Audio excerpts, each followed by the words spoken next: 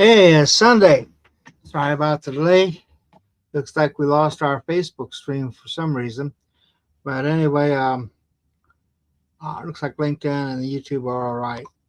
So anyway, welcome to Steve's Place. It's Sunday around 6 p.m.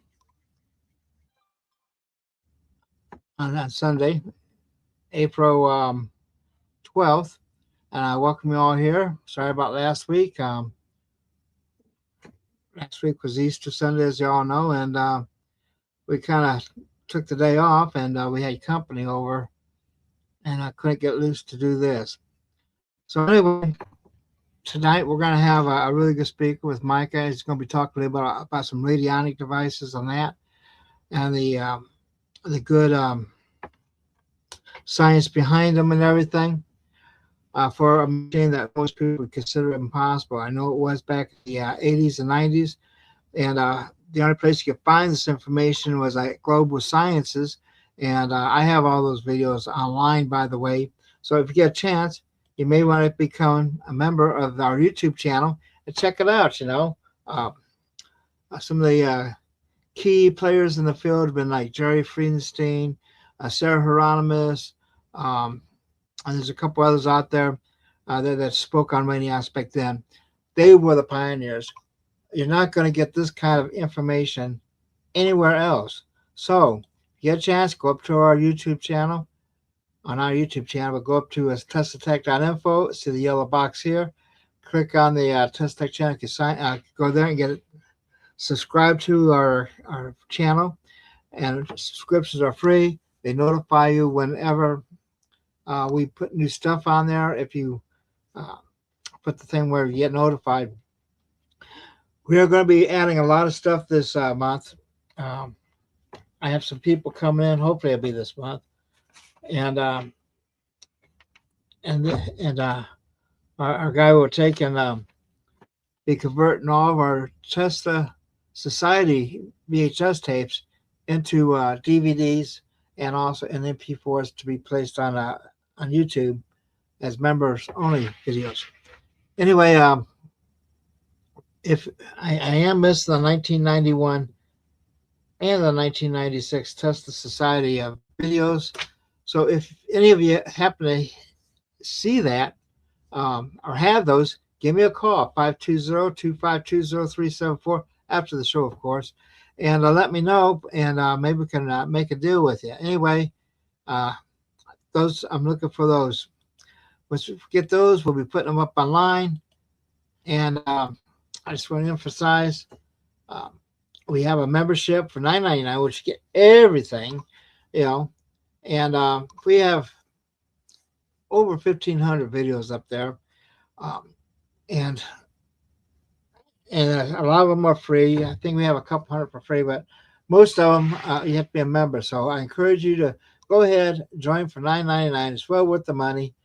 And like I say, we're getting ready to go full Monty on the Tesla Society videos. So the other thing I'd like to emphasize here is that if you join and become a YouTube channel, you get advance notice on all of our YouTube things, and it helps support us. It helps give us the funds to go out and do these conversions and everything and locate more material. Like I say, this material a lot of times is really hard to find, and we're trying to put as much as possible here. But probably the most important thing is every video we have online, we have a DVD for. So if YouTube gets a hair up and they yank a video, which they have in the past, you can always order the DVD from me. If you have a question, just give me a call. I'm here most days and nights. Okay. Our big thing right now, though, is our magazines. I've been putting magazines together since 1984. Okay, first for the Tesla Society, and then later on with Exotic Research. And what I have available is our Exotic Research, the Extraordinary Technology magazines, and our Extraordinary Science and Technology magazines. These are all great. They're great issues, Right now, as I sort through them and stack them up in the back, I looked through some of these and wow, this information is just as good today as it was back then. You know, and some of it is just now walking into its own right now because before um, people might have questioned it, but now this is the hot stuff. You know, and we were there long before a lot of people were. You know, starting with the drones, you know, and everything. Or if you look at one of our old extraordinary technology, we have the super weapons there, you know. And we also have, of course, have the basics, you know, with the Tesla coils, the anti-gravity, the geek technology, all this stuff. We even have plans for some of this stuff in the magazine. So you're getting not only the information, general information, but also hardcore technical information that you can use and build from. So get a chance. You might want to order all three sets at once, $200, and it gets you all of them. You know, um, it's a good $300 value, but here you're only getting it for $200. So if you get a chance, order the set. It helps us out in a big way, you know. And anyway, now that's all done. Now the main thing, August 12th to 16th. Mark your calendars. We're going to have a conference in Albuquerque. It's going to be at the Crown Plaza. I'll be probably by Friday. You should be able to sign up for that. In fact, I'll be talking to them tomorrow. And for those who haven't been there before, it's a nice hotel. I mean, it's right in the middle of the intersection of Interstate 40 and Interstate 25, literally right in the center there. And we'll have basically have the whole hotel, you know, during that time. And so you can come down, check out our expos, you know, check out the speakers. At night, you know, we have a social time, and we have refreshments, you know, in the evenings, and you'll be able to sit and you know, chow down with the speakers and get to know these people, you know, get to know the shakers and the makers of today and tomorrow. And not only that, a lot of these guys are going to have their technology hands on right there on site, you know, and you'll be able to go in the expo room, check out their table, see the devices, you know. If you're nice enough, they might even let you touch it, you know. But yeah, this is a chance that you won't have anywhere else, and it's an opportunity to do for those who are investors, to do your due diligence right there in one spot without having to go from place to place to place. You take your list of people you're interested in, check them out right there, and then maybe go into more detail with them at their own places. But here's the place where it all happens, in person. You know, even though we'll have a live stream later, nothing can replace a live person. You know, it's like me in the screen. You know, you can see me on the screen, but it's nothing like actually shaking my hand or saying hi. And you can make a better judgment on people when you see them in person.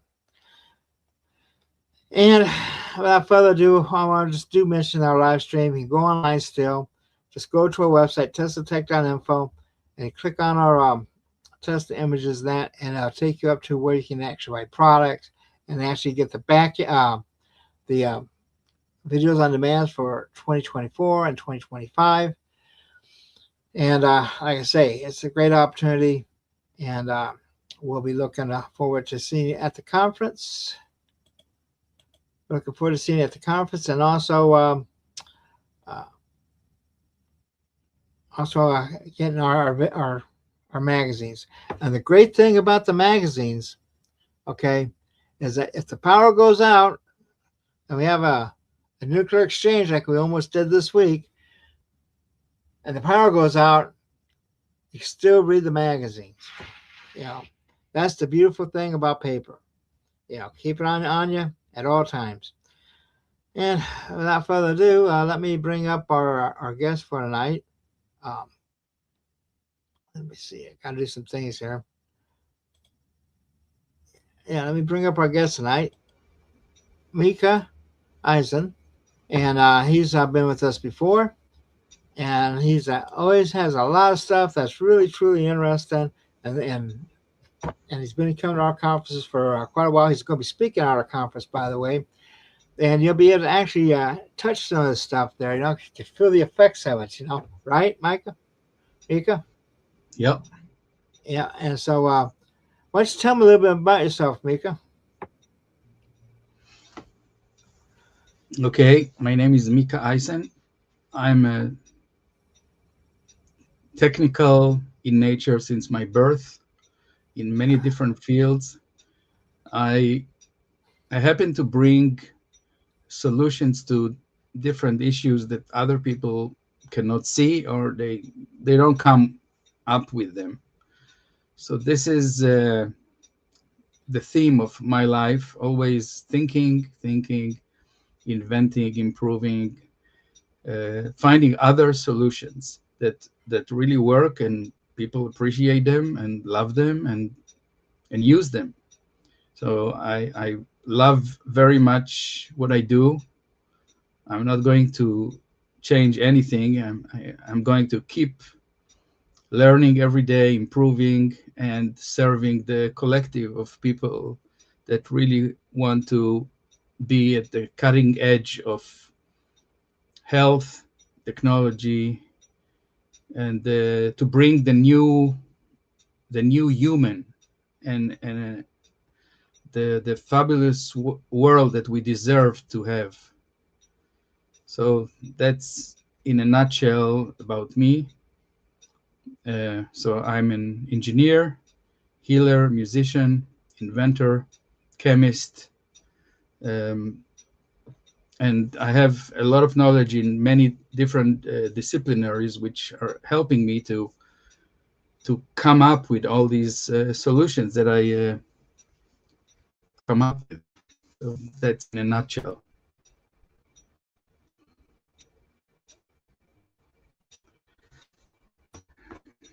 Okay, and I went ahead and put up your screen. So if you wanted to, you could just jump right off into your presentation. Okay.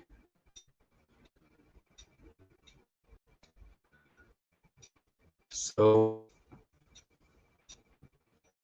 tonight I would like to discuss, share with you information that maybe not all of it is known to you, maybe most of it is not known. So I prepared something that will be very simple to understand, and I think it's very interesting to know that these things really exist. So the title of this presentation is Tesla Healing Machine.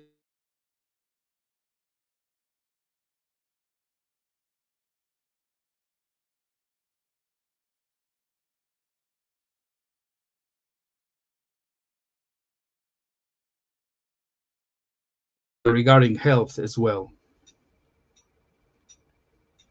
And the subtitle is Amplify Your Intent to Realize Health and anything actually that you want to have in your life, which sounds a bit strange right now, but it will be much more friendlier as we go along with this presentation. So it is very simple, no equations, don't be afraid, but we will just start with a backdrop of things that we know. Some of the classic physics laws and some of the newer physics phenomena that many people know about. So let's look at some laws of physics.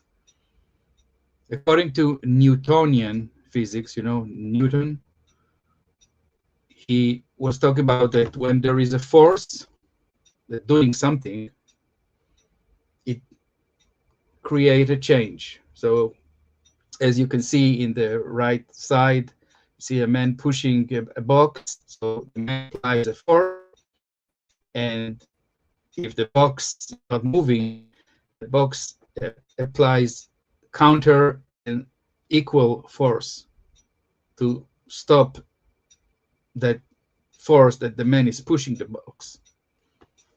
So he says here that the force of the man equals to the force that the box applies. If the man would push harder, maybe the box would move. So that would be the result of that force applied on the box. So when we have a few forces, not only one, like we see here, so all the forces are working together, and there will be a total of all the forces that eventually will come to what we call an equilibrium.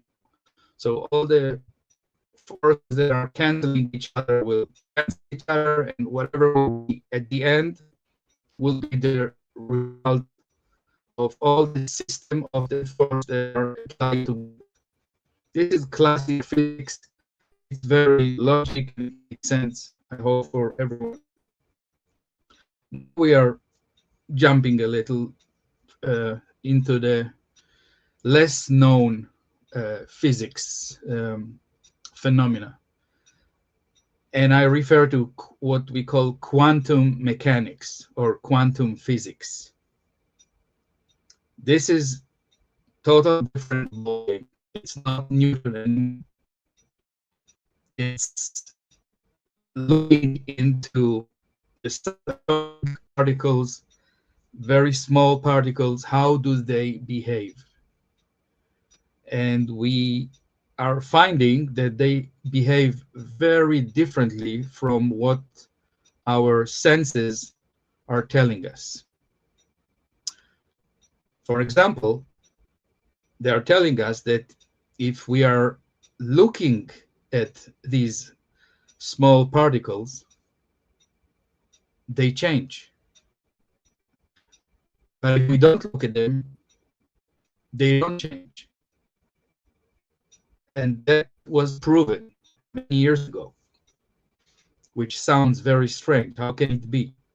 So you can see at the bottom right, you see the shadow of a man. The top one is looking away from what looked like an arrow, a wavy arrow. So that is symbolizing a wave. But when the man is looking at that wave, something happens. The waves become what we call a particle. Only because the man or the observer is observing and looking at that wave. How can it be? Well, we'll make it very simple. The very fact of observing is actually adding another force, another something to the equation, to all the forces that are working together. Even just by looking, it's not only looking, as we will see. But anyway, the fact is that just by observing these subatomic particles, they behave differently. And this is what we are going to talk about. What does it mean and how it can benefit us? So according to the quantum mechanics, the observer changes the outcome because he is interjecting his own forces or force into the measured system or the field or the ether. So what will happen at the end will be a different outcome because it includes his influence. So by looking at something, we are influencing it, and it makes a change because it's not only looking, we are focusing, we have thoughts, we have beliefs, we have hopes. All these are forces, although the naked eye cannot see these forces, but they exist. And the proof is that they are changing how things behave. Now, there's another niche, you can say, of quantum Bayesianism and the N-frame model.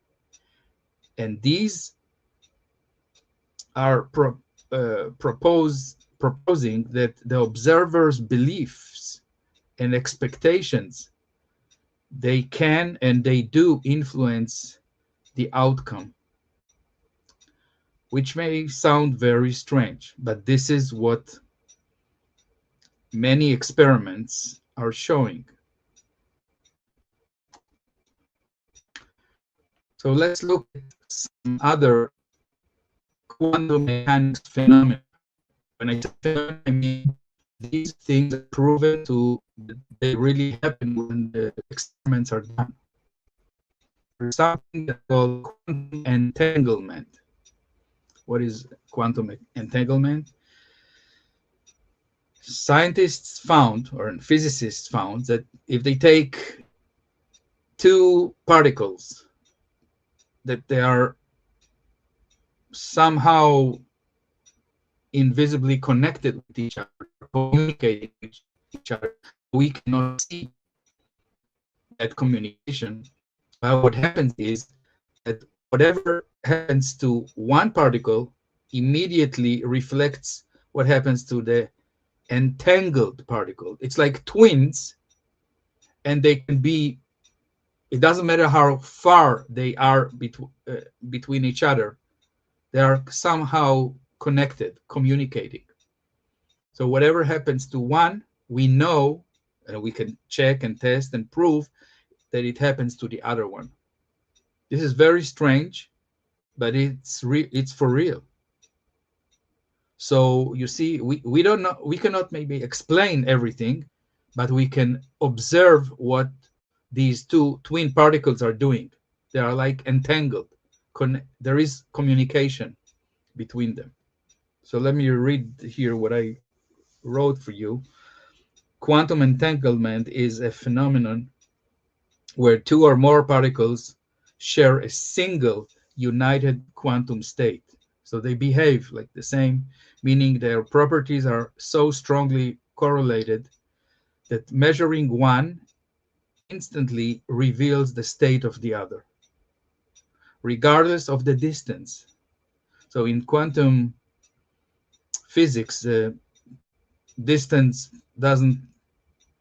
it's not a factor. Meaning that when we force one particle to change, the other one will change as well, instantaneously. There is no time delay, which is also very interesting. A concept which Albert Einstein famously described as spooky action at a distance. Einstein had a big issue with this because he could not explain how it works, why it works. So he didn't like it, to be honest. So you see that even the way that he called it spooky action at a distance, I mean, he saw that it was for real, but nobody could explain it. So it's really different from the Einsteinian relativity and all these things. So when we look at all these things and we take them into account, what we just talked about, it's easy to connect the dots, and we see how we as observers, that just looking at what's going on in these experiments, we can influence the outcome of potential timeline possibilities. What I mean here is that we believe that there are many, many realities or timelines, and by us observing what's happening, we can change which timeline will manifest. Timeline means reality, which can be different. So there are like endless amount of different realities that can happen to us, or we can experience them. And just by us observing, we can change which timeline we are going to experience. And here I'm hinting towards the benefit of knowing all this, as we will see shortly.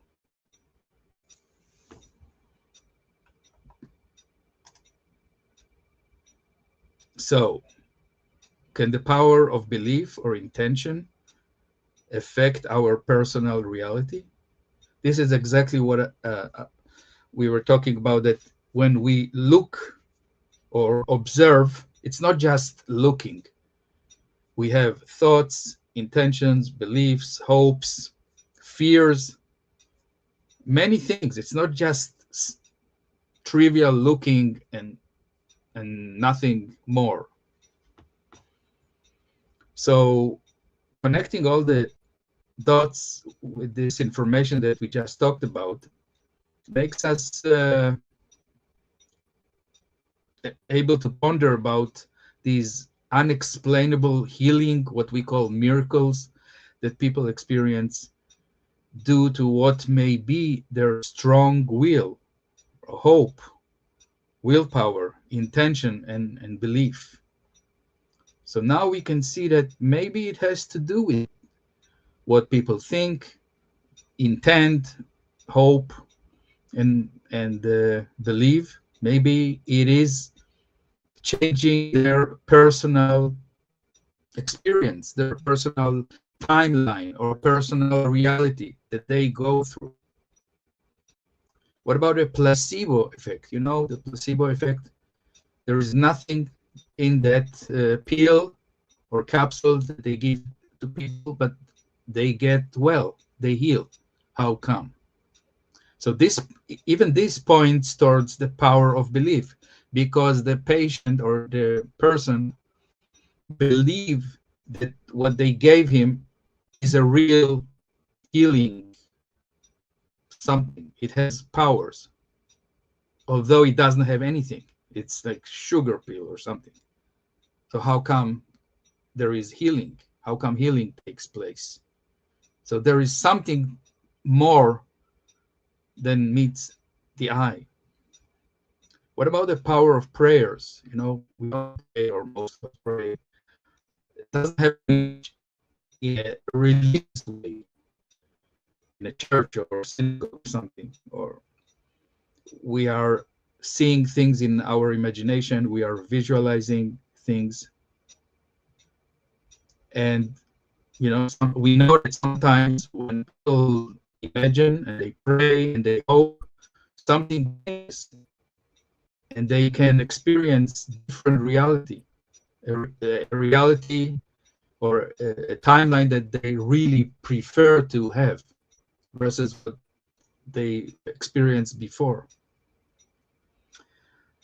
which involves maybe strong intent because the people really want it. And statistically, we can see that more people get success by doing these things versus people that are not using these free tools we got from our creator. And then our assumption, the law of attraction. I'm sure many heard about these things. Law of vibration, which Tesla talked about also. Silver mind control, and many more. I mean, there are endless examples and people that made and showed a connection or connections between what we think, what we believe, what we intend, and the outcome of our life, our reality that we experience at a personal level. Dr. Masaru Emoto, we remember him with everything he did with blessing water and cursing water. The water reacted differently, as if they heard, they felt the energy of love towards the water or hate towards the water, and they changed the molecular arrangement, which everything is proven with his beautiful photos under the microscope depends. So how can it be, right, that we talk to the water and the water change in a measurable, reproducible way? What about all these stories about that, you know, the priest or shaman blessed water and then gave people to drink the water and they got better? What's going on here? So this is what this slide is asking. Can the power of belief, intention, affect our personal reality?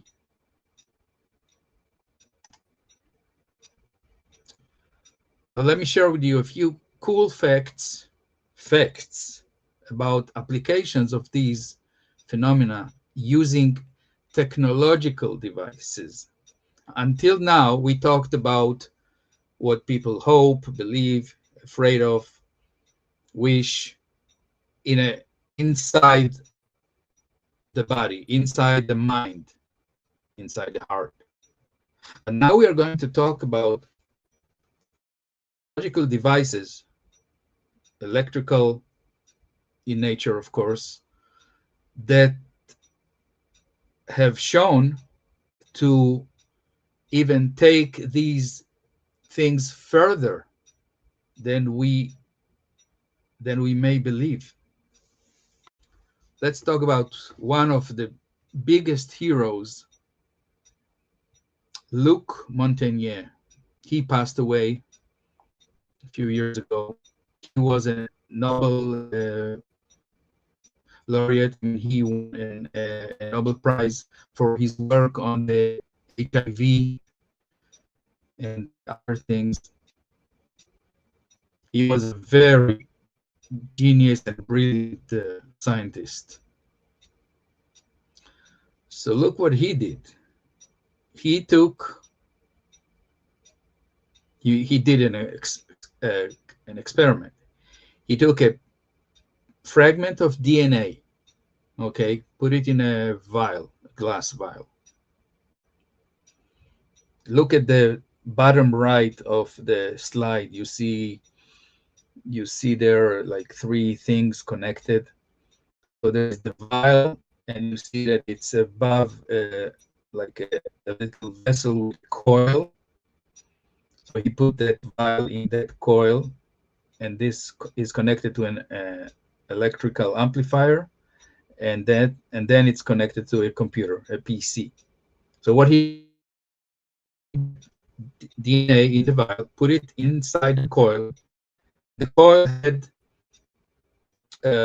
very low frequency, 7 hertz, 7 cycles per second, that was radiating toward the vial. And it was recording what comes out from the vial. So it was not a microphone, but it was recording it in a sensing the vibrations, the spectrum of frequencies that was reflected back from the vial. So that coil that the vial was also transmitting and also receiving. So it was used like a speaker and a microphone. Okay? So this is what Luc Montagnier did. So he put the vial in such an arrangement for 18 hours. After 18 hours, the computer recorded all these frequencies that was not audible at all. I mean, he could not hear anything, but something was recorded. And then they made an audio file with all these frequencies. Okay. They sent this audio file, they emailed it, just that audio file. They emailed it to another very distant lab, and the other lab did everything in reverse to what Luc Montagnier did in the first lab. And guess what happened? They took another vial that had only pure water, put it in that coil, and they played to the second vial that file that was recorded from the first vial that had the DNA in the first lab. And guess what happened? Like in a miracle, the second vial that had only water restructured the DNA that was in the first vial. Just by listening to that set of frequencies that was recorded from the first vial, it worked in reverse as well. This is what he did. And guess what? He got a patent on this. You can see on the right side, it says DNA, waves, and water. And he did it with a team, and he was the leader of the whole set of experiments. You can see his photo here on the right, top right of the four photos. This was extraordinary. I mean, nobody has ever done this before. It's like unexplainable. It worked. And the DNA that was copied or restructured was 98% accurate, like identical, almost 100% identical to the DNA that was in the first vial, which makes you wonder, like, really? What is going on here? But this is all factual. And this is a very serious man, Nobel laureate. He was very serious in what he did. Okay, let's move on. Another interesting guy that maybe some of us don't know, Thomas Galen Hieronymus, was an American medical engineer and radionics pioneer. Here we are meeting the word radionics for the first time. He coined the term eloptic, which is a combination of two words, electrical and optical. So he coined this word eloptic, because he didn't know how else to call the information that he got from his experiments. So he believed that there was the way he described it, a non-electromagnetic force that was emitted by all matter, meaning he believed that every material, everything around us emanates or radiates something that he didn't know how to prove it. So he called it optic, because it was electrical and optical, according to his way of doing things. And he believed that he could monitor and trace that energy that was radiated. He could analyze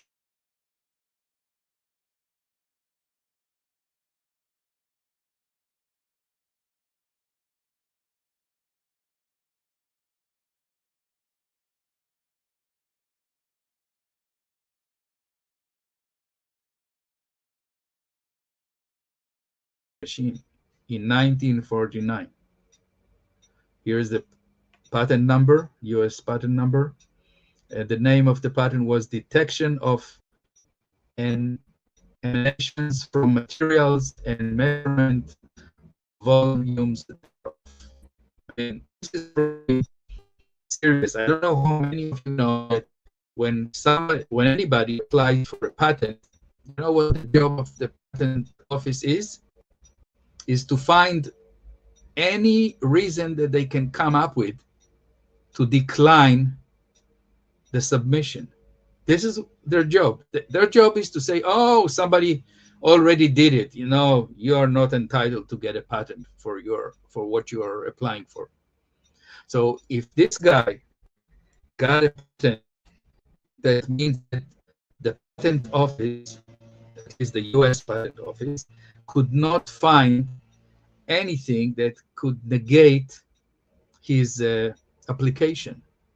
And this is a big deal. I can tell you, as somebody as an inventor, I applied for many patents. I have quite a few of them on my name, and it's a struggle. It's a constant struggle to argue with the patent office, and sometimes they tell you, no, you have to change the wording so we can consider maybe to grant you the patent or not. It can take years, 2 years, 3 years, when it's successful, until you get a patent. So he got it. That means they could not negate what he came up with, which is something to appreciate, I would say.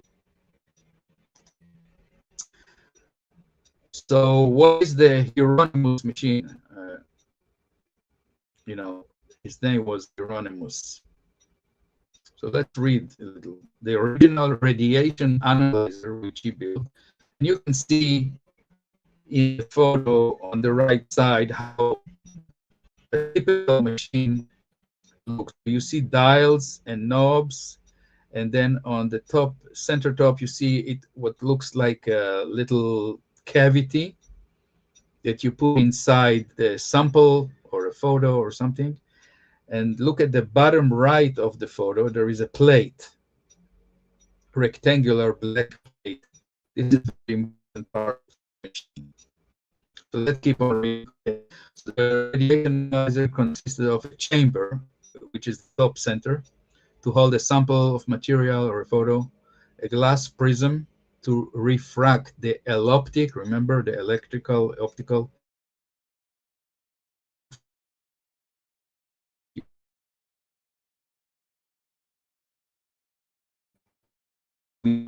just like Luc Montagnier did. There was a copper coil around this cavity. On a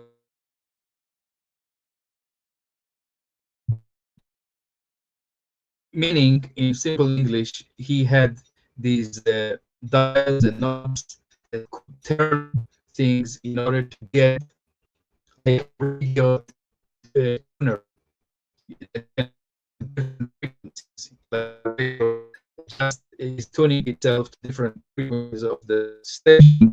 The same idea. It's like a tuning. Okay. No sound, but it's tuned to what he was calling eloptic, something that radiates from anything. Okay, so this is the nature of this machine that he invented. So the operator of this machine learned how to detect and to fine-tune to the exact frequency or the signal that comes from whatever they put inside the chamber of the machine. And there was a set of amplifiers. The first models have tubes, and he changed it to transistors, but it did the same thing. So there was an amplification there, and there was, you see, a bifilar coil. This is something that Tesla did a lot. Bifilar means a coil that has two wires wound together, and you can conduct current only in one wire, and is transmitting electromagnetic waves into the second wire, which is there inside the coil. And this is already a hint for us to what we call scalar.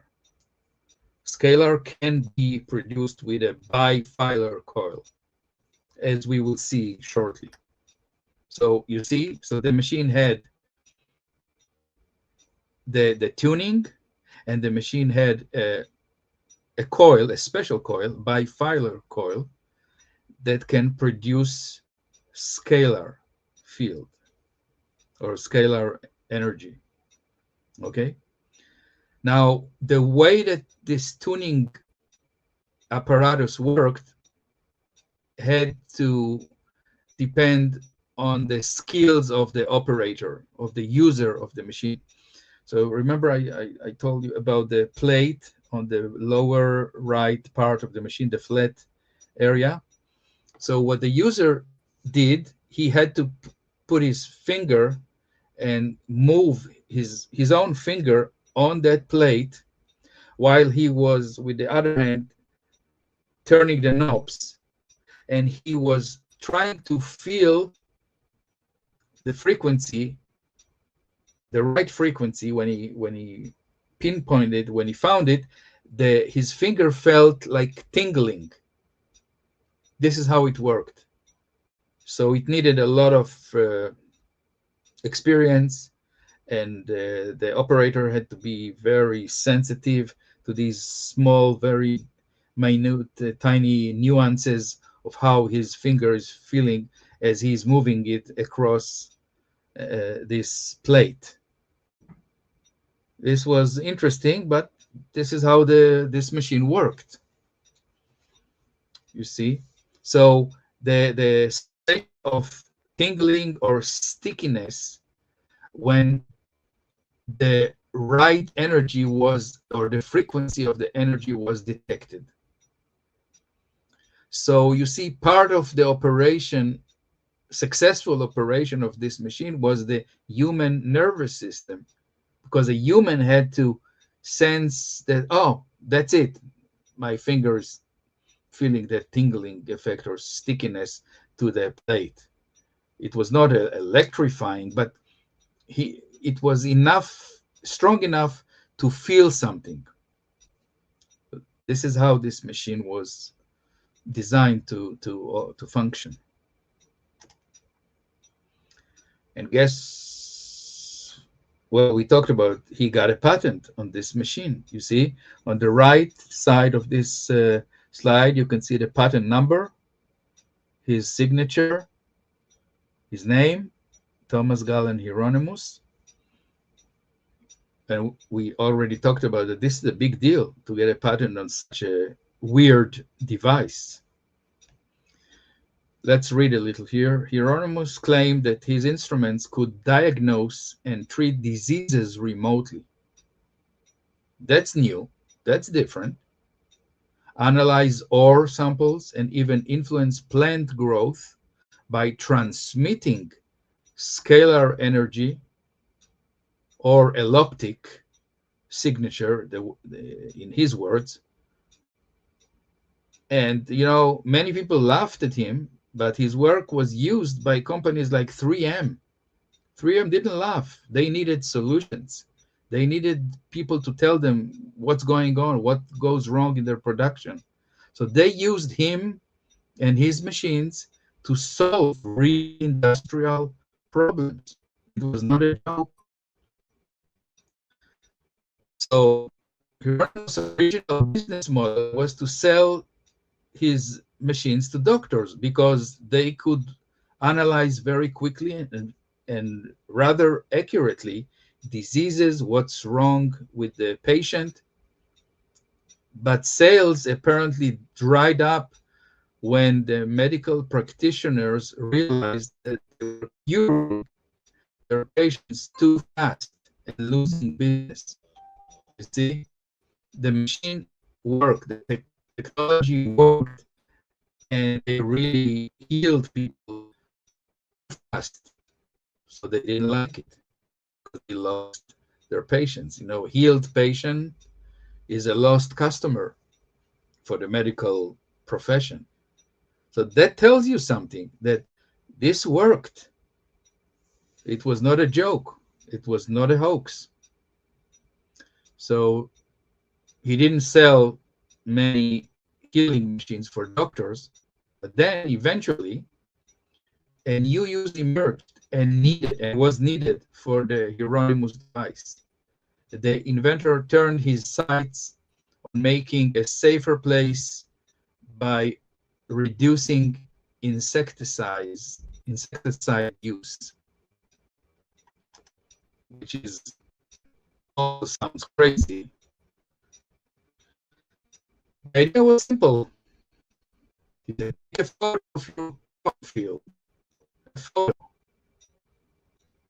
smear a little bit of pesticide on the photo, and put the photo in the machine, the Hieronymus machine, the chamber, and let the energy or the scalar or the radionics or the eloptic, let it do the rest. And it did. The resulting energy signature output of the Hieronymus machine would be sufficient to kill off the insects that were infecting the plants while maintaining the health and integrity of the plant itself, according to an article on the internet called Clean Farming Through Radionics and the Discoveries of Thomas Galen Hieronymus. So let's make it very simple. Here we have a machine that you use this machine instead of spending endless money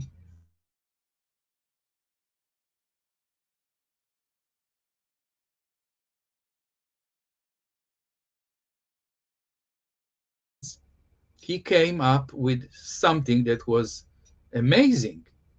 You take this machine, you put a photo of your field, and you don't need to spray anything.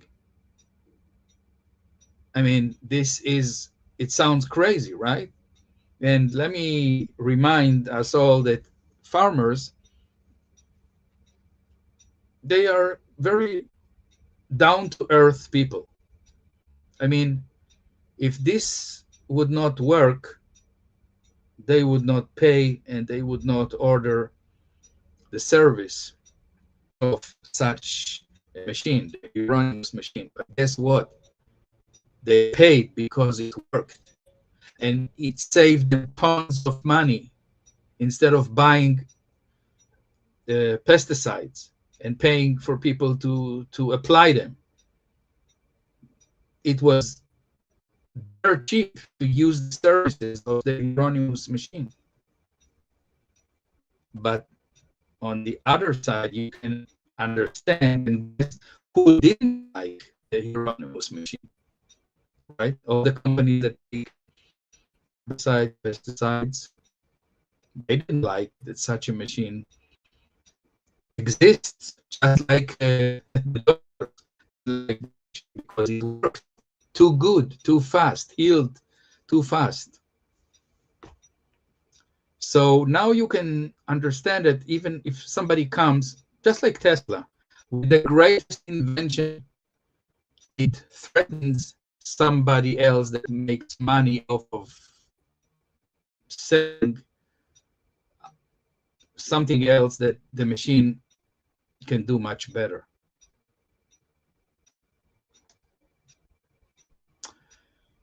So let's keep on reading here. Thomas Galen Hieronymus' original eloptic machines were reported to successfully heal crop fields and eradicate pests through a remote treatment.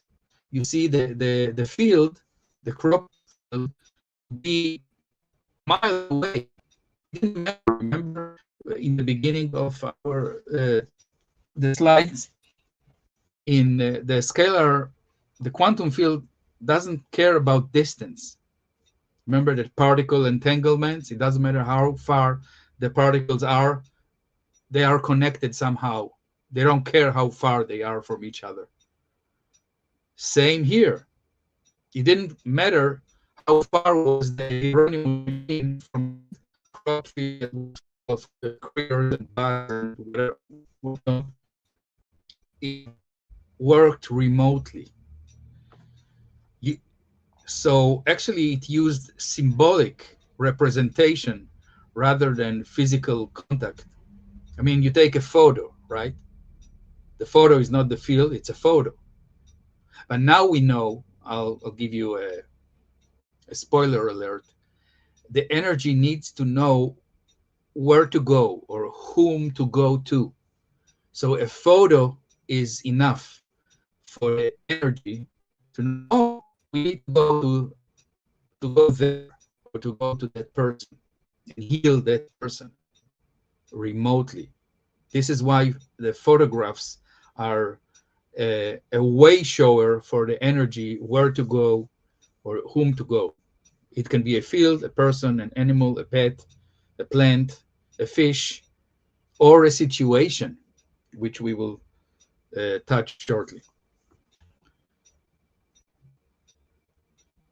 Key documented successes include eradication of insects from farms by placing a photograph of an infested field and a sample bag. So they took one bag, put it in that chamber inside the Hieronymus machine with the photo, and that was it. And the machine did the rest and emanated the right energy, information, whatever you want to call it, because the farmer had a strong will to get rid of the bugs. So you see, the farmer in this case was the observer, just like we talked in the beginning. He interjected his own willpower to get rid of the issue. And the machine amplified, you can say, his willpower and remotely sent it to that field that needed or the farm or whatever, and really got the desired results that the farmer had. And this was all documented. And believe me, if it didn't work, the farmers didn't pay, but they paid happy because it worked and it saved them money. So here, placing a photograph of an infested field and a sample of the bug into the device, which resulted in the parasites being cleared from fields miles away. Specific agricultural success stories. Insect eradication. In a notable experiment, a scientist from Pennsylvania Farm Bureau placed a photo of an insect-infested field and a small amount of insecticide in the machine. 48 hours later, all insects in the infected field located many miles away were dead. Factual. It's not a legend. So what's going on? How is it possible? We keep on going here. Pathogen and pest control. The machines were used to disassemble, meaning to kill, or transmute pathogens, meaning bacteria and insects, effectively curing pathogenic diseases in plants and trees without direct physical intervention. You see somebody miles away sits with this machine, that's the photo, and what the issue is. It can be, you know, a disease or a bug or something, and it resolved without even going to the field, doing nothing physically outside. But there's more. As we keep reading, the machine could do growth enhancement, meaning a farmer could bring a photo of the crop and ask the operator of the Hieronymus machine, please, I want you to transmit energy that my crops will grow much bigger or much faster. It worked. Documented method of growing healthy green plants. Here is another thing that he was able to show, that he could grow plants in total darkness by using the help of this machine. Imagine growing plants in a dark basement, no sunlight. The only thing that was done,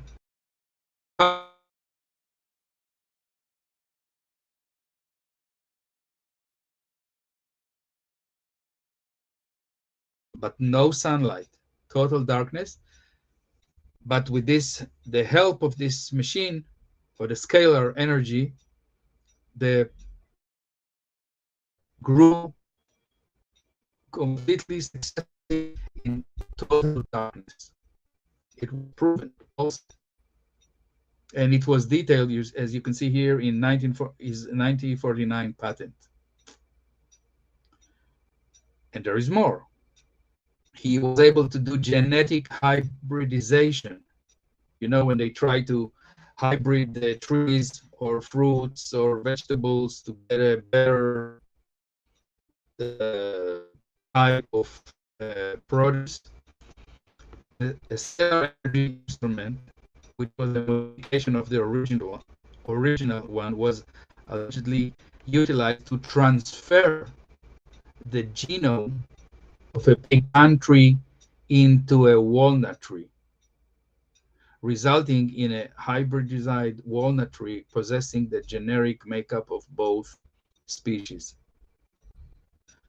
Does this sound a little familiar to what Luc Montagnier, the French Nobel laureate, did, which transferring, copying information from one vial to another lab many miles away and getting successful results? So this guy did it in 1949. Luc Montagnier did it in the 90s. But it sounds kind of familiar.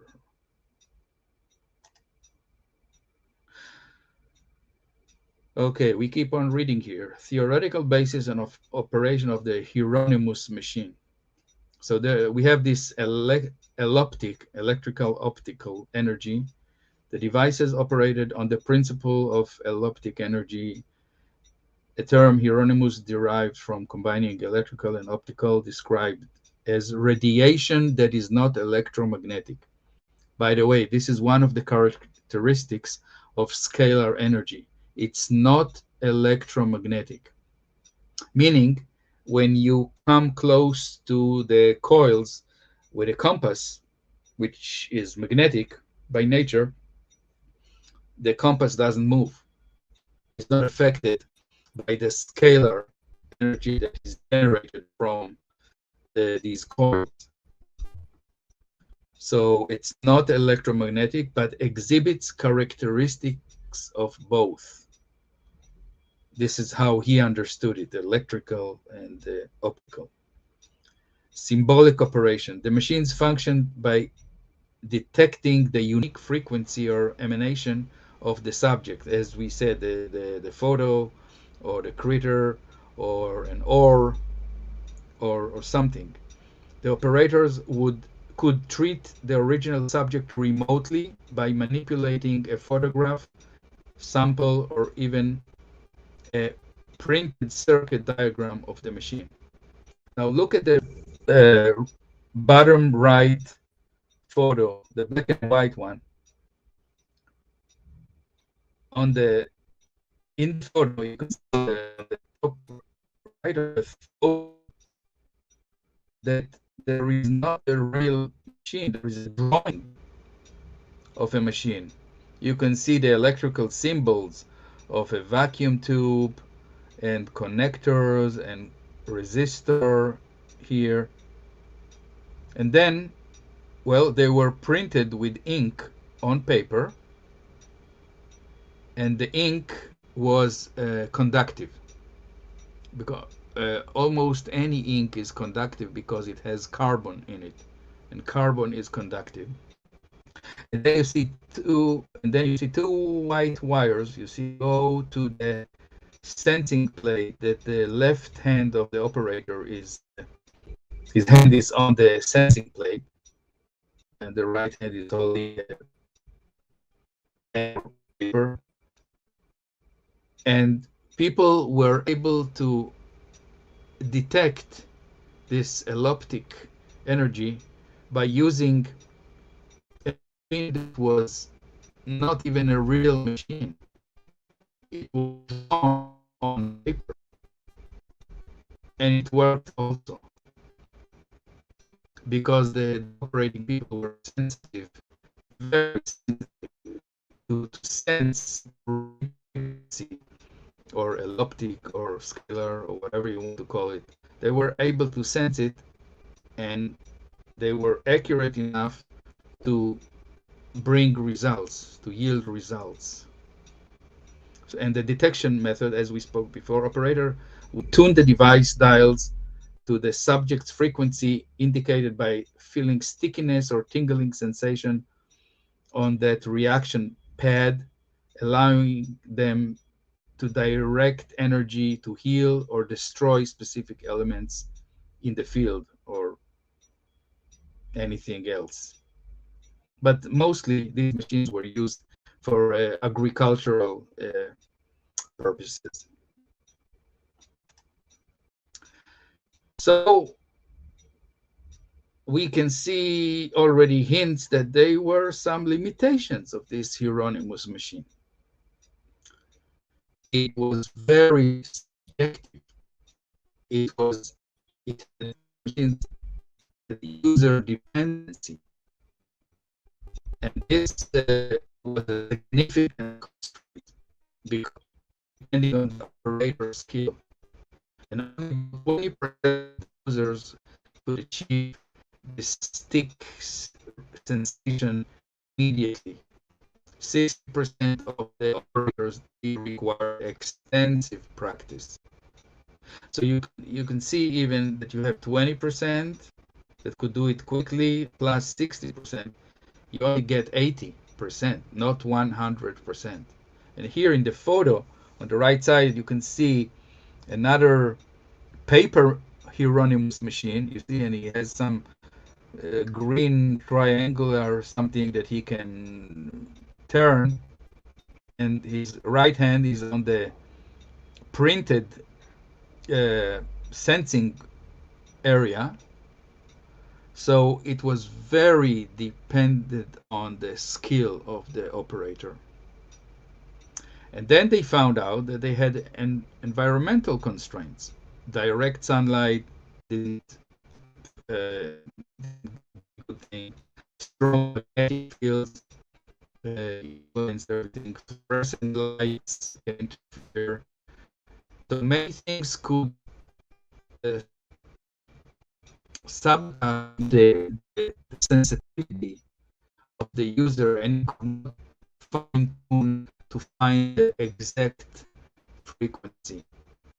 And then they found out another interesting thing, that even if they changed the positioning of the components, remember they were drawn on a piece of paper, but if they drew them in a different order, I mean the connections were done correctly, the wires and everything, but they put them in a different arrangement on the paper, the machine didn't work.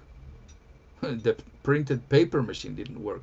The symbols didn't work.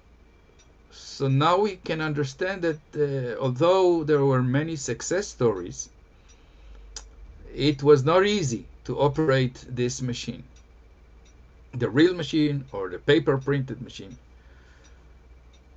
So that was an issue.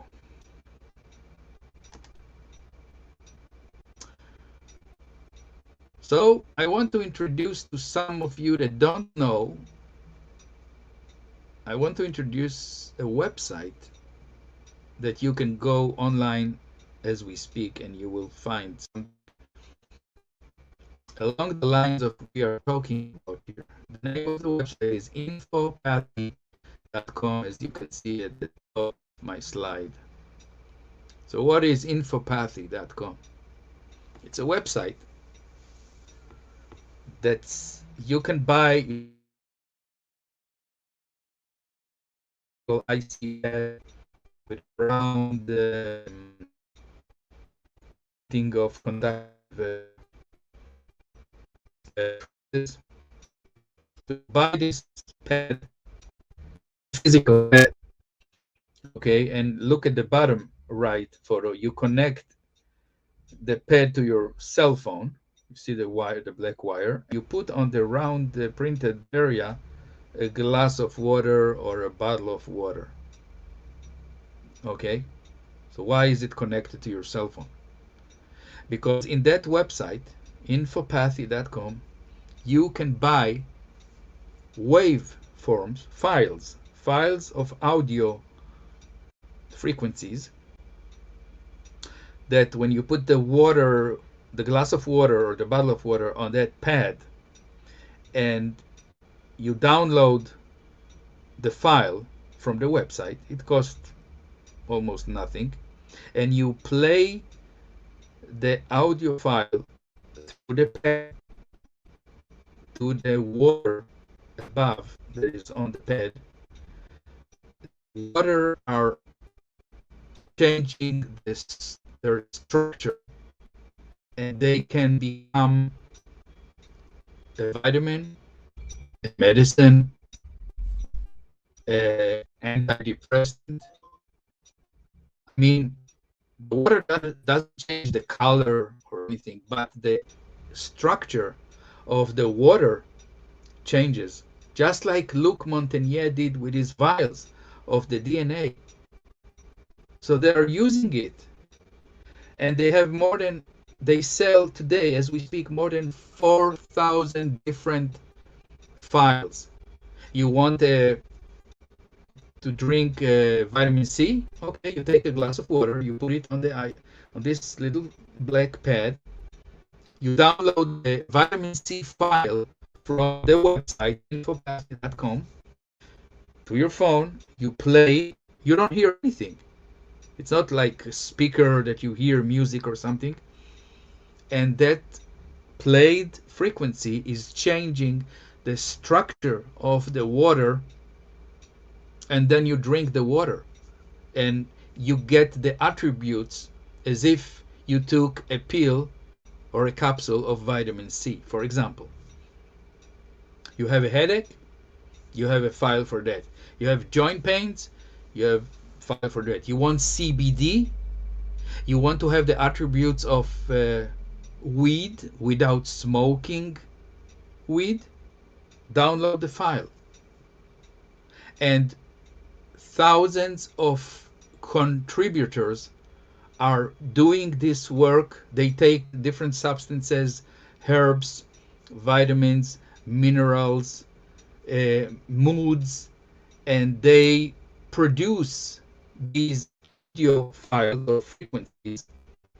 They offer them for sale on this website. I've seen it in operation. And let me tell you an interesting story. This was when I was at the Tesla Tech a few years ago. A guy came to me. I was there. I was a vendor too. I was selling my skincare, the healthiest mineral deodorant on earth, and the hydrogen machine. And the guy introduced himself. He was working for Philip Morris, the biggest cigarette company in the world. He was an Italian guy. And we started to talk and talk and talk. And I don't know how we came to talk about this technology that we are now talking about, infopathy.com. And I told him, listen, there is a technology to take water and to transform the water to something else. I thought for a moment, and said, wait a minute, are you telling me that I can take water, a glass of water, and with some file, I can uh, put the attributes of nicotine, smoking, nicotine, into the water? I said, yeah. Meaning, the when the user will drink the water, he will not feel the taste of nicotine, but the molecular structure of the water has all the attributes that nicotine would do in the body without buying tobacco, without buying cigarettes, without buying nicotine. He will have the nicotine attributes already structured in the water. The guy was blown away. He said, you know, I think my company will be very interested. And he started to explain. He said, many countries have limitations. You cannot import tobacco products. But with this, you're not importing nothing. You just sell them the, I don't know, Philip Morris pad. They will print their name on it. And they will sell some different files of different types of cigarettes and cigars. And there is no issue. And it will cost nothing for them. They don't have to produce the cigars in order for the user to get the effect, the attributes that he would get from smoking the cigar or the cigarettes. So no heart damage, no lungs damage. See where it goes? I mean, it's unbelievable. And he immediately wanted to talk with me and Professor Harley, which you will see soon. And we gave them a quote to do the research for them, to build a device that they can later on scale up in their production, and come up with a line of products of getting the benefits of nicotine, which is a very good substance for our health. Every cell in our body has receptors for nicotine and also for CBD, for cannabis, by the way. So these are good for us. They put other 120 poisons to make people addicted to the cigarettes, but the nicotine itself, it's a medicine. People who were smoking during the pandemic didn't catch anything, just so you know. So I sent the proposal, and we didn't hear back, be honest, but he was blown away. I mean, he could see the possibilities of what can be done with such technology. Okay, so for your knowledge and entertainment, you can visit that website. I'm not affiliated with them. I don't care. I don't use them. And just see. Let me show you. I think the next slide will show you. Yeah.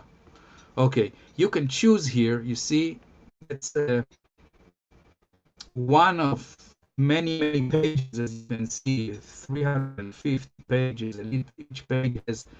You can see here, if you want to have a whatever curcumin or cinnamon or diabetes 2 complex or dandelion leaf extract, instead of buying dandelion plant, you see, you buy the file, you download the file that somebody already did the work for you.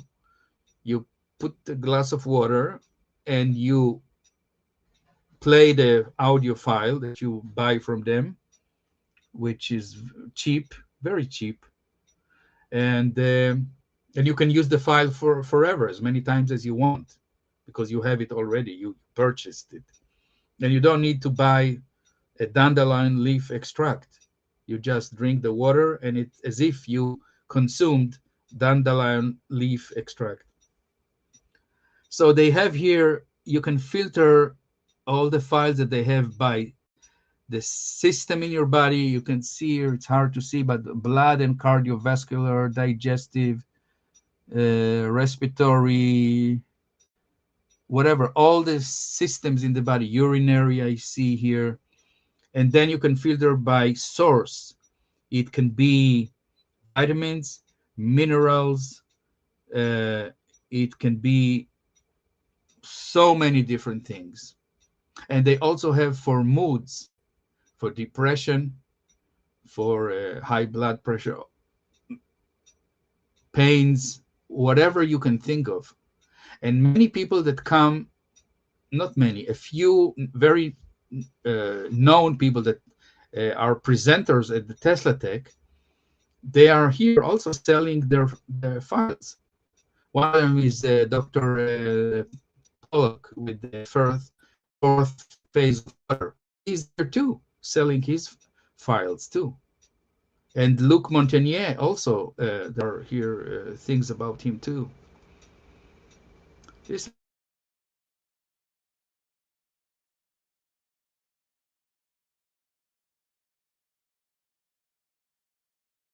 from our perception, and we didn't even have a clue that this is possible.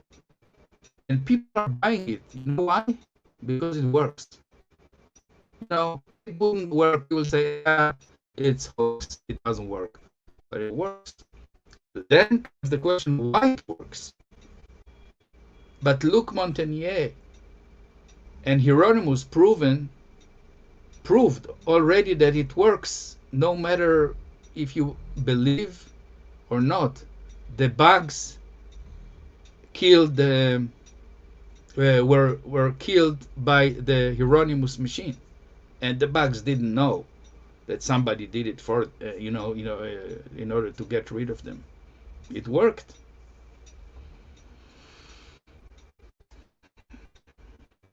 So here is something that you may not know. Tesla, our beloved Tesla, he knew, he was around where these experiments and these devices were invented and they were sold on the market. And he came up with the winner. No, Tesla. Tesla came up with much more powerful, simpler to use, user-friendly, and better design of a scalar machine, because it is a scalar machine. It produces a scalar energy, scalar field. He even incorporated many more features in his healing, scalar healing. And on the right photo, you can see the machine that I built doing this upon request. And the photo is of my middle daughter. I have 3 daughters, so she's the middle one. Her name is Shelly.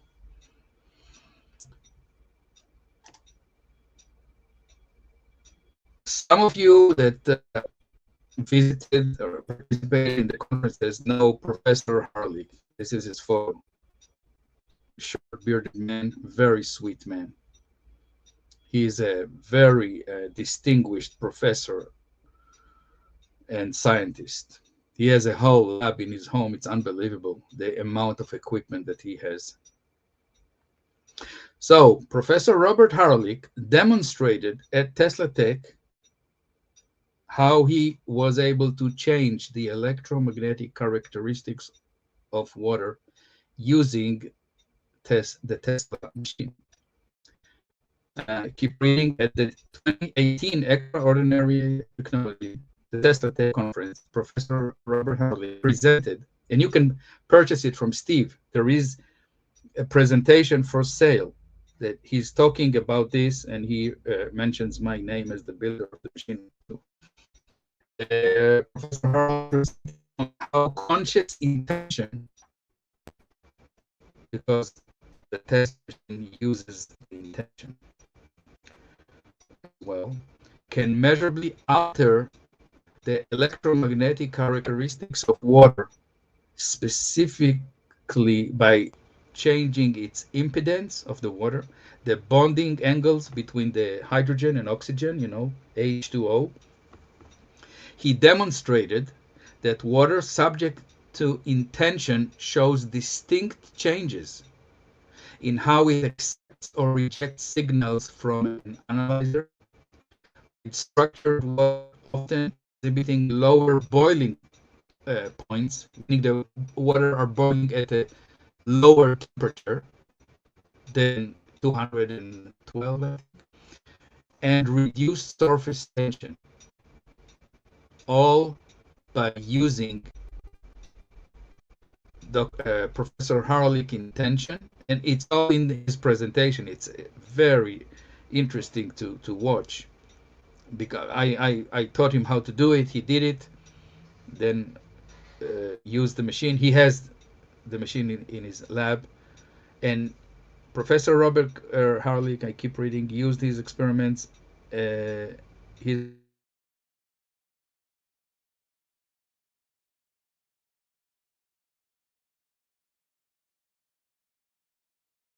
in a pure scientific lab setting. So it's not a hearsay.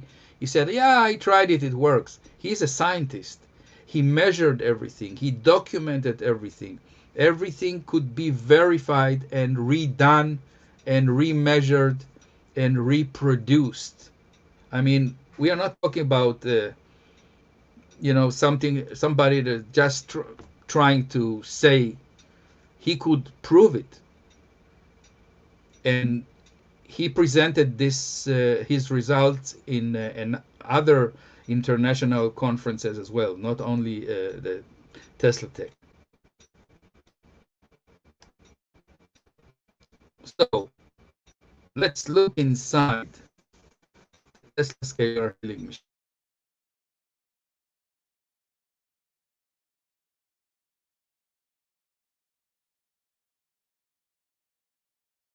Photo here shows, look at the bottom part of the photo, okay? On the left side, you can see the two coils that creates the scalar field. On the right side, there is the circuit of the frequency generator that is energizing or driving the two coils. And on the right photo is a close up. Look at the left side. You can see two black strips. Each one of them has a coil that is wrapped with insulation tape, with a zip tie that is holding the insulation tape. So you see two coils and a thin white plastic in between them. Okay. And if you go back to the middle photo, in the cover, you see the potentiometers and knobs and switches and lights.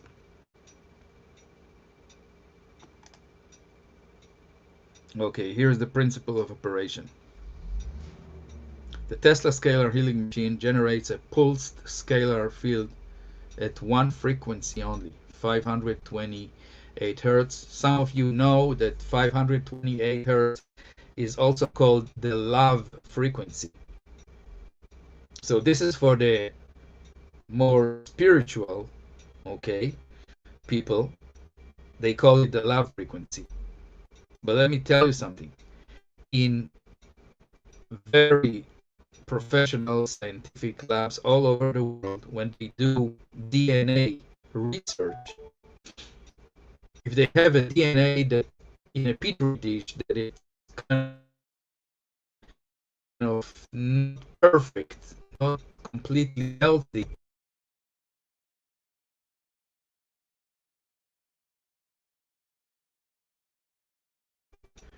and they put it in a chamber and radiate with 128 hertz. It's an audible tone, you can hear it. Put it there before they go for their weekend, off days. They come back Monday out from this audio chamber. They check the DNA. It's perfect. It's healed. Everything is corrected. This is a fixing and healing frequency. So very interesting, and it's really useful in the real world. It's not only, woo-woo talk or something. So the scalar field is generated by positioning two identical electromagnetic coils. So how do you make a scalar field? You take two electromagnetic coils and you position them very close to each other, opposing each other. The way the current flow in them is done that they are opposing each other. So each pulse, they are like producing a wave, two waves that are colliding, like boom, boom, boom, boom, boom, boom, boom, boom, boom, boom, 528 times per second. Okay, so let's read it again. The scalar field is generated by positioning two identical electromagnetic coils, simple coils, opposing each other and are very close to each other. Both coils are pulsed at the same time. Boom, boom, boom, boom, boom, and creating the pulsed scalar field. So what happens is, let me make it visually clear. The two coils are here, boom, fighting each other, and the scalar field is generated this way. So the electromagnetic field in the coils is pushing this way, colliding with each other, and creates a scalar field at 90 degrees all around the coils. This is how scalar field is generated. And then Tesla surprised everybody else by saying that in order to amplify the intent that we will talk shortly about, the personal intent, an elongated quartz crystal, as you can see in the right bottom photo, is positioned inside the coil. So the way that the coils are made, they are hollow. There is a room to insert here a crystal, quartz crystal, that is long enough to cover the length of both coils. Okay, and it's fixated there. And this crystal amplifies the intent or the force of the machine up to 30 times, according to Tesla's findings.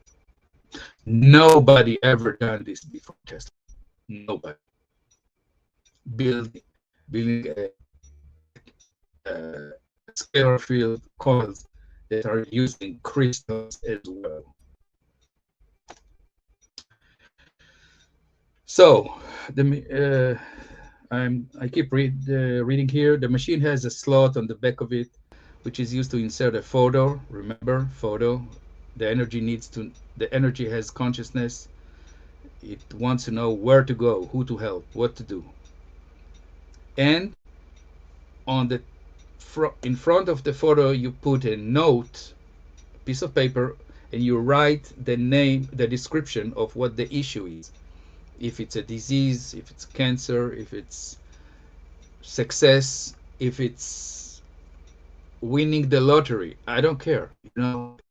You put your intent on the top of the photo. It can be you, anybody else, relationship, hardship, depression, whatever, diseases. So you put the photo in the machine, and in front of it a note with the short description, what the issue is. The energy, the scalar field needs to know who to go to and what to do. It's like asking God, please do this and that. So God says, okay, tell me what the issue is. I'll do something for you. Okay.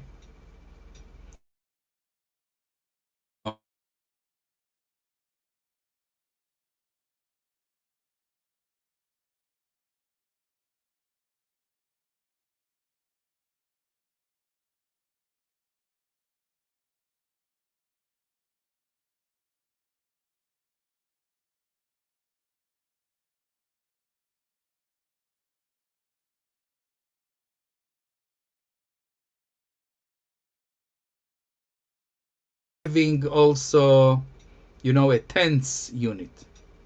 But this is not only a simple tense unit that you get pulses. These are pulses with intention that are amplified up to 30 times stronger. This is Tesla. This is serious stuff. So one way is sitting next to the machine and holding these two uh, tubes, copper tubes, and the user feels the pulse frequency in addition to getting the treatment from the scalar field that the intent is amplified. The second method is a non-contact or remote treatment, remote healing, if you will, which is done by letting the scalar field propagate through the ether and inject into the universe. So what we think we know, that the scalar field is all over the universe, let's say. It's all over. It's a field by its own.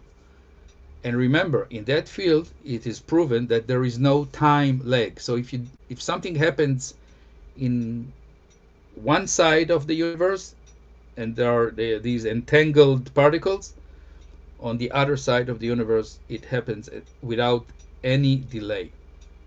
So when you're using the scalar field, whatever you want immediately spreads through the universe.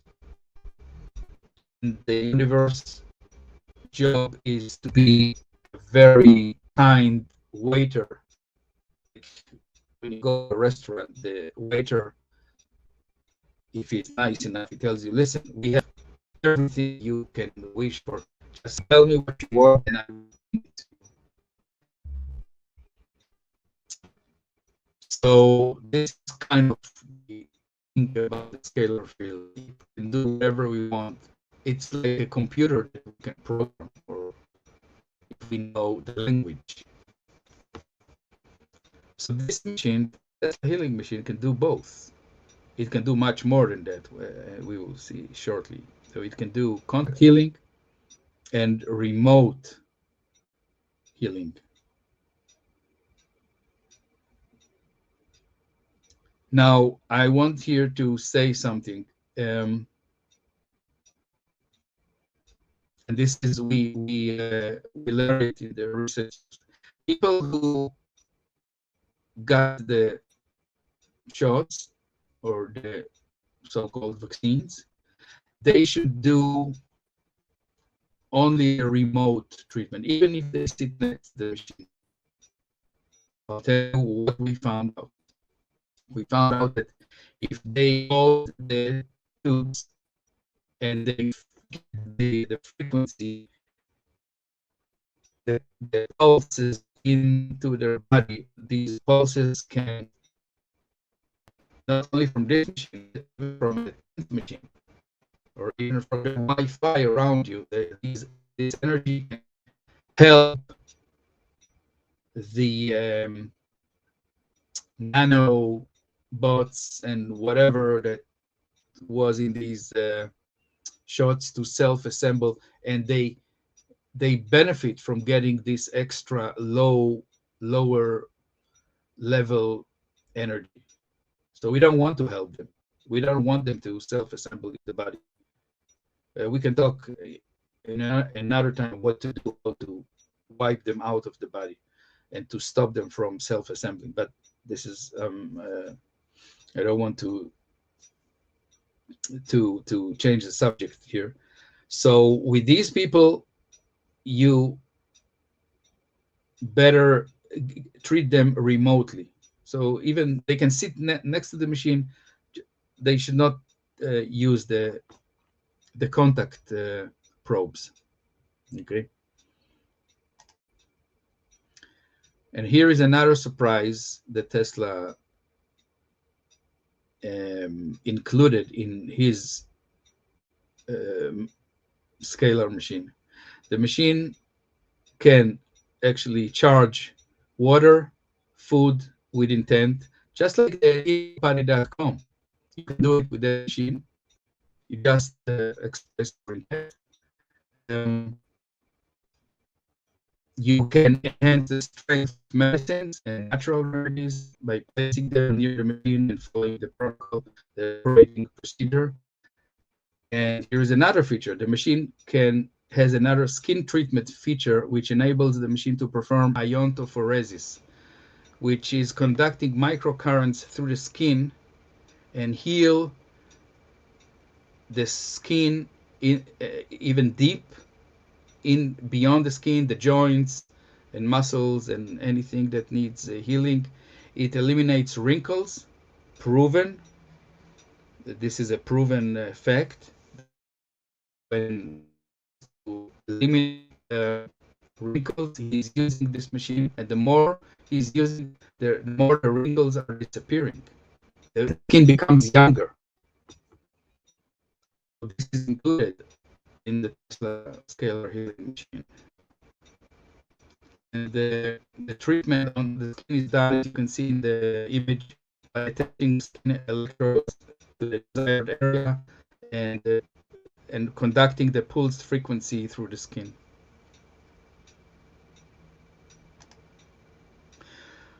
So how do you operate the Tesla machine? There's a third photo, as about, it can be human, or a pet, plant, fish, crop field, whatever. And in front of the photo, the user puts a note of what the issue is. It can be anything that we needs, that person needs to or want to. And then after inserting the photo and the note, when the machine is still switched off, it's not on yet, the user creates an intent prior switching on the machine. And this is a crucial part of the whole thing, because you see, we are talking about intent. Intent is a significant force, and we better focus the force to exactly where we want the force to go and influence. And this is maybe the first machine that you ever heard of that is connecting your intent and hope and wishes to a technological device that can take your intent and amplify it up to 30 times stronger. So when creating the intent, the user has to be calm, balanced, and connect to a place of love to himself and to the treated object, person, or whatever. And I put here this photo that shows a woman touching her heart, really has an intent. You can tell that he has an intent of sort. This state of being is crucial for your switching machine, because the purer the intent, the cleaner the intent, better results you will get. But it works in life anyways. The more focused you are, the more you know what you want, the more accurate you are, your chances of succeeding are much higher. So it's the same idea.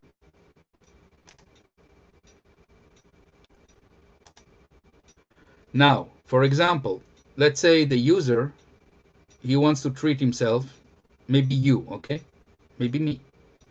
But I cannot bring myself, or the user cannot bring himself to a calm state. He's mad, he's angry, he's not balanced. So he's not in their optimal state to make a good intent for himself even. So what should he do? And Tesla said, no problem. He can contact someone else, a friend, a family member, doesn't matter, and ask them to create the intent for him, provided they are in a calm state and they can connect to themselves.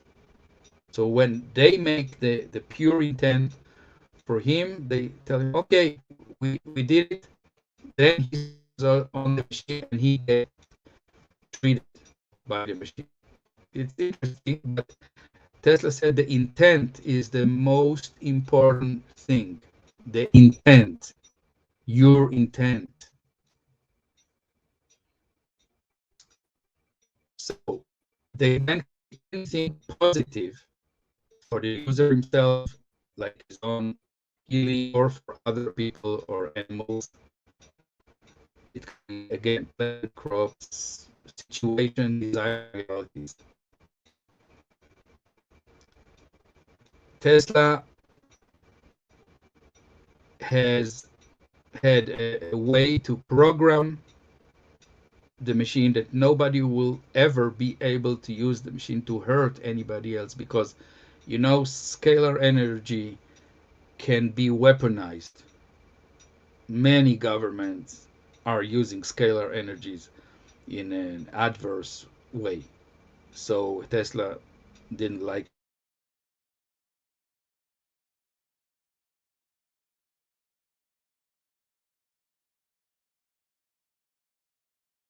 Now you switch the machine on for 10 minutes, it's enough. Then you can switch off the machine. I mean, the intent was amplified, was sent, connected with the big scalar field, the universal scalar field, and then you can heal somebody else. So if you have a machine like this, let's say, you can do many treatments throughout the day. Let me tell you, there are two guys that I know. One of them, you find him online, his name is Tom Latino. He has a machine, not for me, that's okay. And he's offering these treatment services for a fee. And people, members are paying a monthly fee, and they can ask for anything, and he's doing it for them. He needs their photo, what issue they need to treat, and it is done. People are paying for that, just like the farmers pay to heal their crop fields. So it is done as we speak today. And I gave you a name of the guy that is doing it also.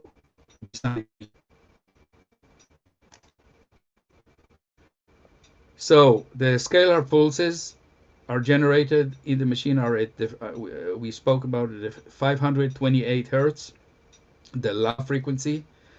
Tesla said that this frequency encompasses everything needed to accelerate any positive desired results. Just to remind you that DNA labs are using the same frequency to heal DNA cultures. So we know that it was, as we said, this program not to process any negative intent, such as to hurt anyone or anything. And here I show you on the right side the shape of the pulses that are very sharp, like needle spikes. As I said, that this is optimal pulse wave shape in order to get the maximum effect into the universal scalar field. Now I brought you two testimonials, which are in addition to what Professor Robert Harley presented at Steve's Tesla Tech in 2018. So here is a healer, massage therapist. Her name is Sigal, and she's saying, she had a went to New York to become a MD, medical doctor, and I don't know, they had some hard relationship, a distant relationship. And one evening he called, and he was so mad and angry at her during the phone conversation that he hung up on her. This is what she said. So she took his, she has my machine too. So she took his photo, put it in the machine, wrote a note that read calmness. And she did the intent for him to calm down. She switched on the machine. After about an hour, she said, he called back and sounded like a total different man. Like nothing happened an hour ago. Nothing. He was calm, happy, and laughed, cracked jokes. She was shocked. She said, I was shocked to witness the difference in his state of mind. So this is one testimonial. Here is the second one. I have a friend, shaman therapist in the Chicago area. His name is Michael W. Smith. He participated in some of the Steve Teslatek's shows as a vendor. This is how I got to know him. And he got a machine from me. And this is what shortly after he got the machine. I treated a war veteran who was in a wheelchair for years. And he was in another state, not in Illinois. So I used to help him remotely since he was in another state. In 2018, he got the machine from me, or early 2019, actually. I got the machine from Micha. I did the proper procedure, with the intent in the machine with this veteran, without the veteran knowing even. The next day, he called me and said, I don't know what you did, but I can walk now. True story. No kidding. And you have the name and you have the email of the person here, if anybody cares to check. Okay, coming to wrapping everything here.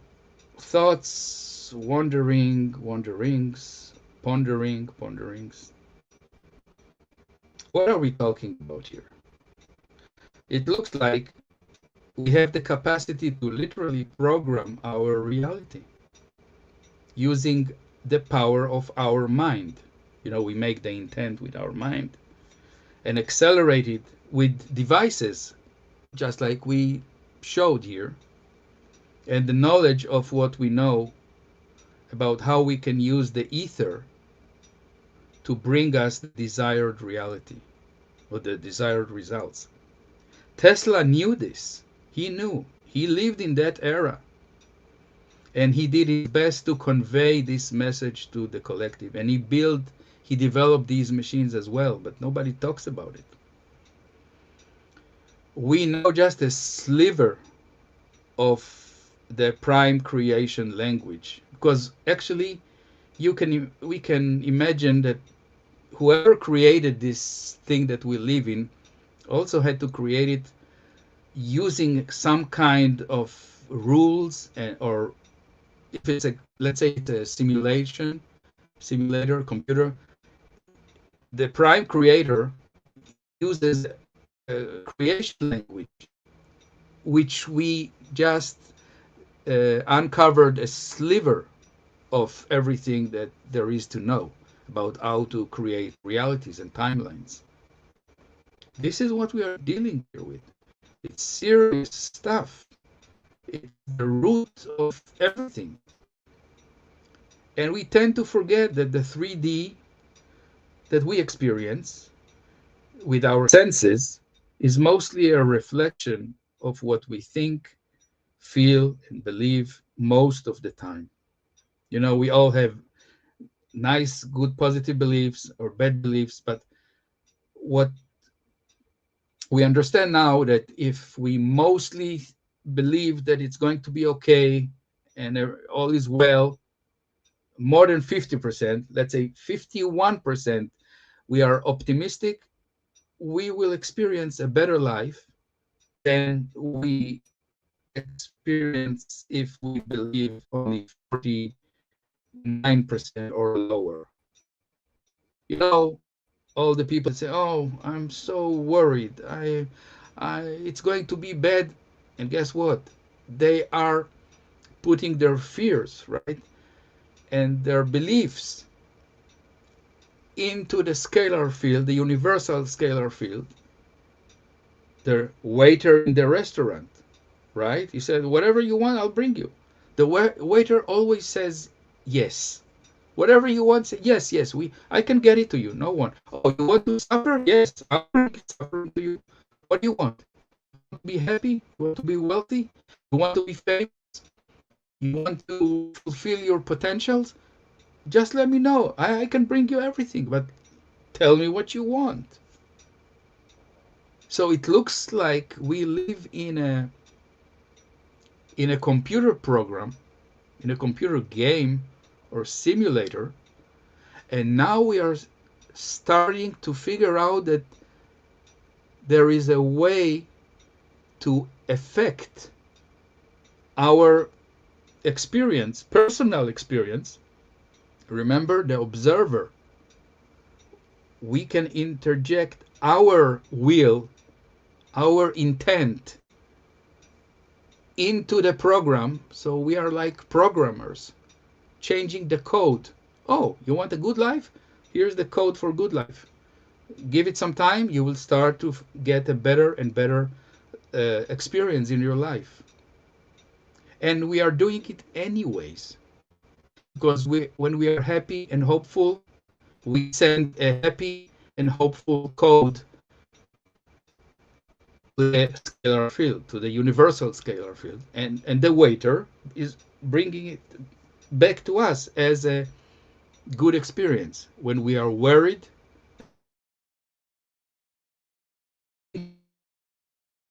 this is what the waiter hears. Oh, you want to be anxious, you want to be afraid, you want to be miserable. Okay, I can fix that. I can arrange that for you. No problem. It's all in the mind. You know that nothing that our eyes are seeing is really solid, or you can say really real. According to the quantum physics, everything is moving, particles. Nothing is stationary. It's like Bob Proctor said, it's an ocean of motion. Everything moves. Our eyes don't see it, but it does move. Everything vibrates, frequencies, waves. That's the language, maybe. That's the software that the prime creator is using. So we are creating whether we want or not. So now that we know that everything starts with our mind, we can better think, wait a minute, I have to pay attention to what I think, what I hope, what my intents are in order to get better life experience, transfer myself to a better timeline, as we say it in the physics language. So we tend to forget all of this. But science, I'm now in the lower part, science proves from many different points of views that we can change many things in our personal experience of reality, our own reality. All we need to do is remember and use our mind and body as tuning device. You know, we can think that our body is like the Hieronymus machine or the Tesla machine, and we can get the best that we can out of that in order to live to a better life experience, to create what we really want to experience: love, wellness, happiness, riches, and not, diseases and desperation and frustration and all of these things that we are afraid. And we are sending these vibes to the universe, to the waiter, and say, okay, I can get more of what you think about and believe that you deserve. Because we are creating our reality anyways. And we cannot stop creating.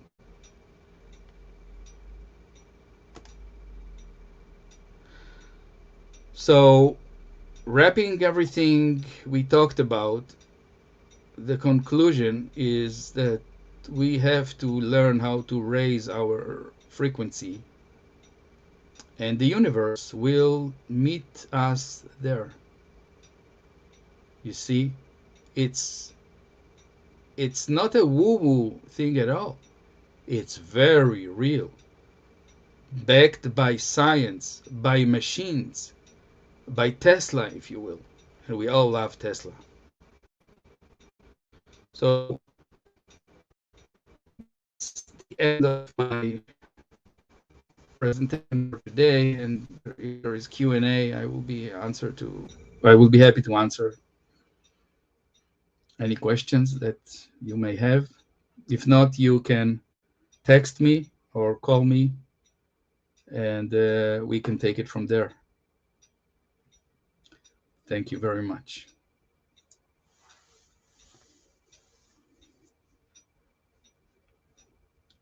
Steve, you're muted. Yeah, I apologize, everyone, for the sound issues that we've been having. Not quite sure what was causing that. I don't know. Could be just the bandwidth we're operating on these days. I got this new computer. Maybe it could be the problem. I'll be working on that this week to try to figure it out for next week for sure. But if I think that if you did like the topic and everything and the presentation outside of the noise, please do us a favor and give us that thumbs up, because that will help um, the algorithms in YouTube find my Micha and me, and help promote this material.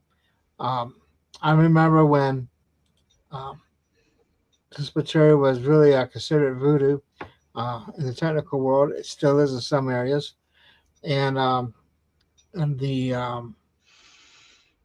I guess the coming out with quantum entanglement and other concepts all of a sudden makes the radionics field open up again. And the, for the earliest material, you probably find it in with Ruth Drown from way back when. I think she was in the 50s, and then with Hieronymus. I don't think I have any T Hieronymus videos, but I do know I have Sir Hieronymus and her machines on there too, and they were probably related, probably husband and wife, and she had a PhD. So anyway, thank you again, Micha. And is there anyone out there who has a quick question? I think we have one here about: is there any solid state sensor capable of detecting or measuring electric energy without a human operator? That's a very good question. And this is what Tesla actually bypassed by inventing his device that doesn't need any sensing. You see, this is something that I didn't mention, and it's very good that you asked it. Tesla came from a different point of view. He said, instead of sensing and trying to figure out what the frequency is, tell the universe what you want, tell the waiter what you want, and he will give it to you. You don't need to sense. You see, the Tesla machine is so user-friendly, no need to learn. You just learn how to do your intent, and that's it. You don't need to sense anything. Now, when this device exists, I think you would agree that there is no need to try to sense the energies, although there are fields in physics and technologies that are very, very advanced. And I'm talking about technologies that can read your thoughts. This comes even closer than you think to detecting frequencies and intents and things like that. So to answer your question, there are things, there are sensors, there are technologies that can sense, and there are also what we call remote viewers.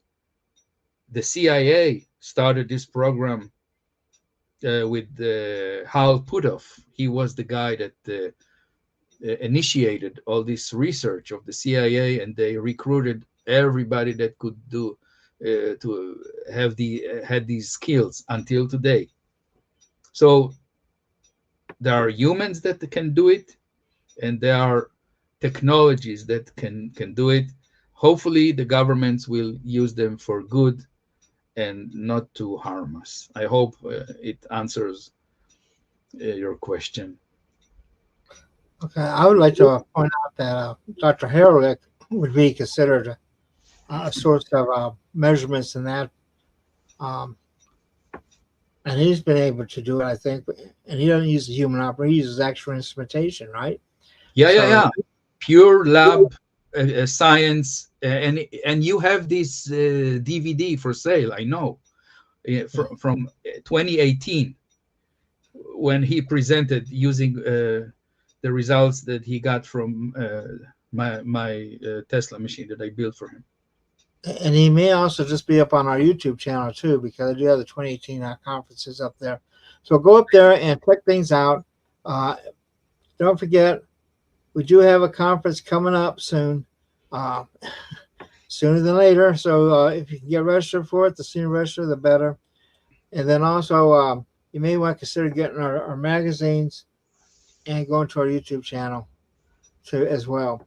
Anyway, thank you again, and we'll be back next week. And next week, we have a gentleman named Dorian coming, and he should be doing a thing on plasma reformation. Anyway, and that should be very interesting for those who are interested in energy.